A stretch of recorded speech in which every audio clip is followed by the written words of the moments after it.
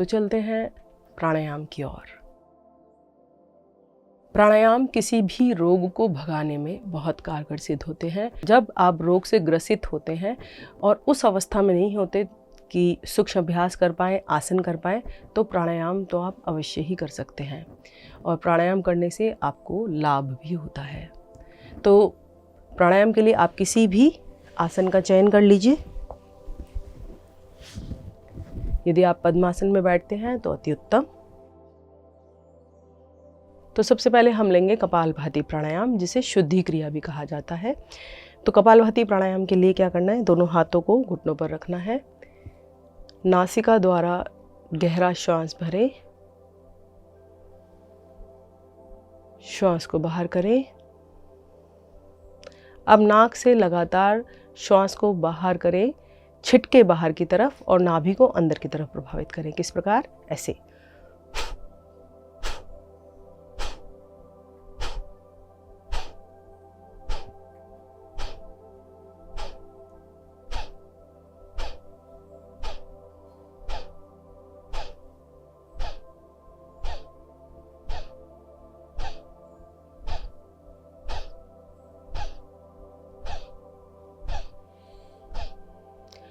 जब यह क्रिया करते करते आपको लगे अब मुझे श्वास एक बार भरने की आवश्यकता है, तो आप इस क्रिया को रोकें, धीरे से श्वास भरें,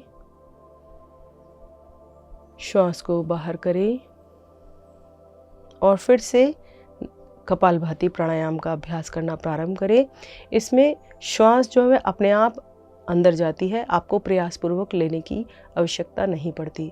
जब आप वेग से श्वास बाहर फेंकते हैं तो जितनी आवश्यकता होती है उतनी श्वास अपने आप भीतर चली जाती है। एक बार और करते हैं अभ्यास।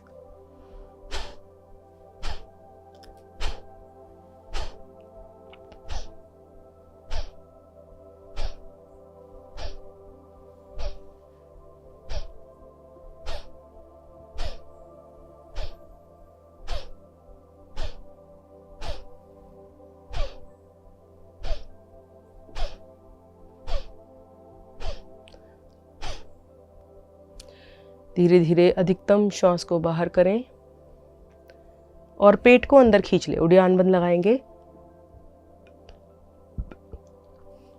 अब रुके यहाँ पर।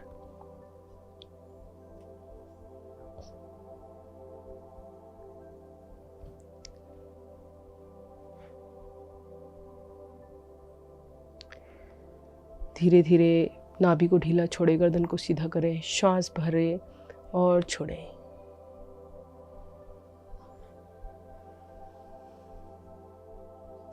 तो चलते हैं अगले प्राणायाम पर। अगला प्राणायाम है नाड़ी शोधन प्राणायाम।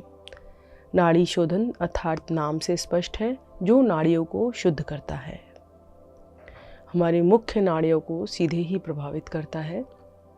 नाड़ी शोधन प्राणायाम। नाड़ी शोधन प्राणायाम के लिए दोनों हाथों को पलटकर घुटनों पर रख लीजिए। ज्ञान मुद्रा लगाएं। बाएं हाथ से दाएं हाथ से प्राणायाम मुद्रा बनाएं। अब अंगूठा आपकी दाईं नासिका पर और उंगलियां आपकी बाईं नासिका पर। अब बाईं ओर से धीरे धीरे श्वास भरना प्रारंभ करें।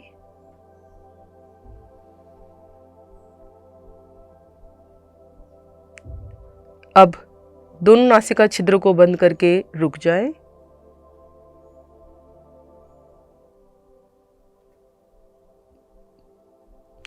अब अंगूठे की ओर से अपना स्पर्श हटाएं, अंगूठे को हटाएं और दाईं नासिका छिद्र से श्वास को बाहर करें।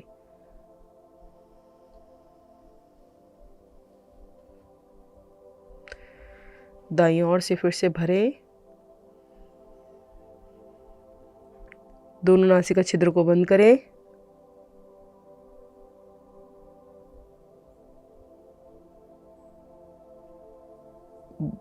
बाईं ओर से श्वास को बाहर करें।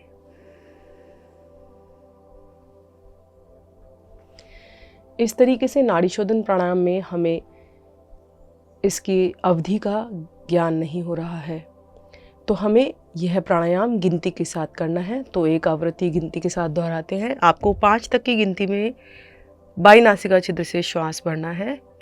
1 2 3 4 5। अब दोनों नासिका छिद्र को बंद करके 10 तक की गिनती में रुकना है।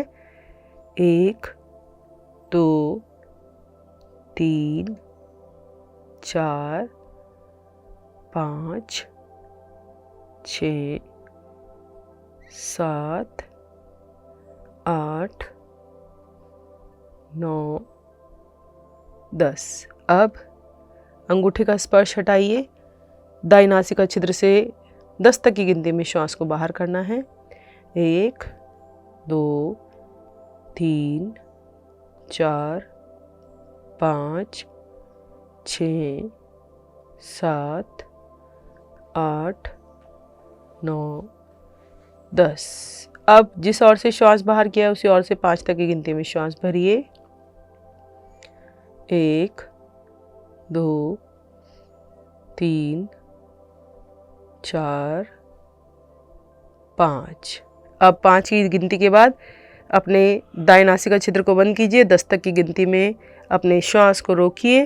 1 2 3 4 5 6 7 8 9 10। अब श्वास छोड़ें, बाईं ओर से बाहर करें 10 तक की गिनती में।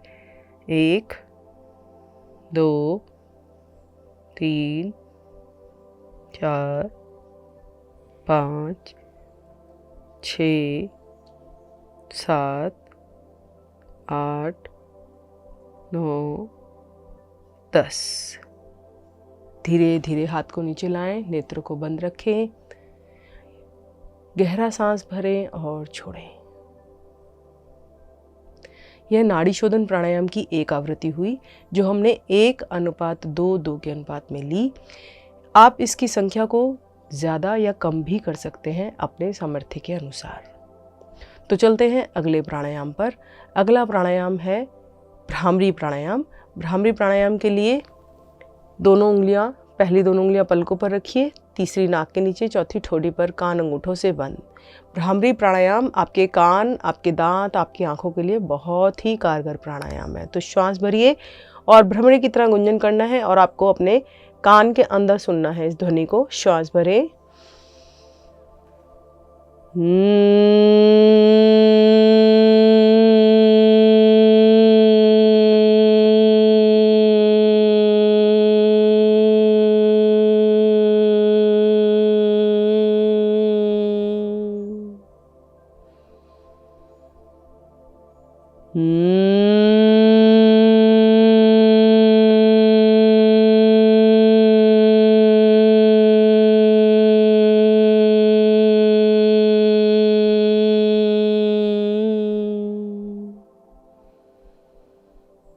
धीरे धीरे वापस हाथों को नीचे लाएं, नेत्रों को कुछ देर के लिए बंद रखें। भ्रामरी प्राणायाम। ध्वनि से उत्पन्न हुई तरंगे आपके मस्तिष्क को प्रभावित करती हैं, आपकी समस्त नस नाड़ियों को प्रभावित करती हैं। तो ये थे कुछ प्राणायाम जो आपके कान के दर्द को दूर भगाने में कारगर सिद्ध होंगे। तो बात करते हैं भोजन की। कान के दर्द में आपको किस प्रकार का भोजन लेना है। आपको खट्टी चीज़ों के सेवन से बचना है, ठंडे पदार्थों का सेवन नहीं करना है। खट्टे जैसे कि दही या खट्टे फल या किसी और प्रकार की खट्टी चीज़ें आपको नहीं खानी है। ठंडे में आपको किसी भी प्रकार का पेय पदार्थ या फिर आइसक्रीम आदि से परहेज़ करना है जब तक आपके कान का दर्द सही ना हो। आपको क्या खाना है? आपको हल्दी का उपभोग करना है और प्याज और अदरक का प्रयोग भी आप कर सकते हैं। आपको अपने कान के आसपास मालिश करनी है। इस तरह से आप मालिश कर सकते हैं जैसे हमने सूक्ष्म अभ्यास में आपको बताया था। उस प्रकार धीरे धीरे अपने कान की मसाज कर सकते हैं। यदि आपके कान में पानी चला गया है और कोई बहुत बड़ी समस्या नहीं है तो आपको जिस कान में पानी गया है उसी करवट से अपने बिस्तर पर सोना है। तकिए पर उसी कान को नीचे की तरफ रखना है जिस कान में पानी गया है और वह पानी आसानी से निकल जाएगा। आपको भोजन में ऐसे पदार्थों का प्रयोग करना है जो कि कफ ना बनाए, अर्थात आपको सफ़ेद चीज़ों से भी बचना है। मिठाई आपको कम खानी है और दही का परहेज़ करना है। चावलों से दूरी बनानी है। तो बात करते हैं अपने आज के घरेलू नुस्खे की। आज का हमारा घरेलू नुस्खा सुदर्शन का पौधा। सुदर्शन का पौधा आपने सुना होगा। उसके पत्तों का रस आपको 1 से 2 बूंद रस अपने कान के अंदर डालना है, लेकिन पत्तों को पीसने से पहले आप अच्छे से धो लें उन पत्तों को, और जब उनका रस निकालें तो उसको अच्छे से कपड़े से छान कर ही अपने कान के अंदर डालें, क्योंकि जिस छलनी में हम चाय छानते हैं, यदि आपने उस छलनी में छाना तो वह बहुत ही शुद्ध नहीं हो पाएगा। तो इसलिए अच्छे से कपड़े से छान कर उस रस को अपने कान में डाल सकते हैं। सुदर्शन पौधा आता है, उसके पत्तों का रस, वह आपके लिए बड़ा कारगर सिद्ध होगा। अब बात करते हैं अपने आज की मुद्रा की। कान हमारे आकाश तत्व से कार्य करता है, और आकाश तत्व की हमारी जो उंगली होती है वह होती है मध्यमा, अर्थात मिडिल फिंगर। तो उसको हमें इस तरह से मोड़ना है और अपने अंगूठे से दबाना है। इसको हम कहते हैं शून्य मुद्रा। शून्य मुद्रा आप लगाएं इस तरह से।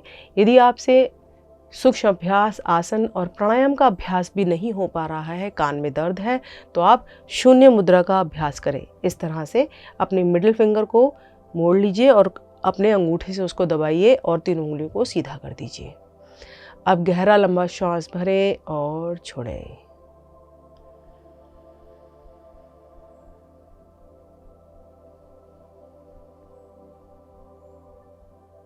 फिर से गहरा लंबा श्वास भरें और छोड़ें।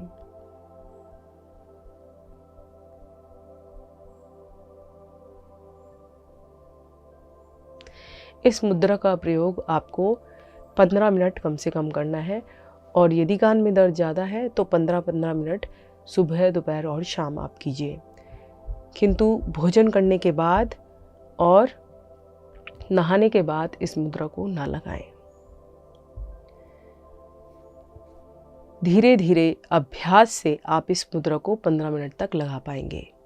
और यह मुद्रा यदि आप दोनों हाथों से एक साथ ना लगा पाए तो आप केवल एक हाथ से भी इस मुद्रा को उपयोग में ला सकते हैं।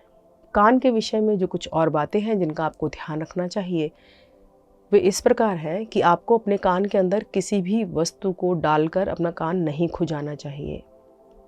यदि आपको किसी प्रकार की खुजली हो रही है तो अपनी उंगली की बाहर की तरफ से ही उस कान को हिलाकर खुजाना चाहिए। आजकल जब आप मोबाइल पर सारा दिन बात करते हैं तो अपने कान से फ़ोन को लगाकर बात करते हैं, जिसकी रेडिएशंस आपके कान के लिए हानिकर सिद्ध होती है।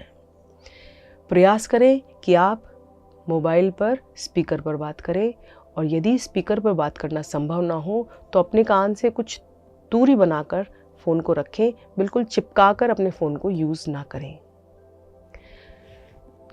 जैसा कि आपने देखा होगा कि आजकल सारे दिन हम हेडफोन्स का यूज़ करते हैं या फिर ईयरबड लगाते हैं। उनका प्रयोग भी आप आवश्यकता से अधिक ना करें।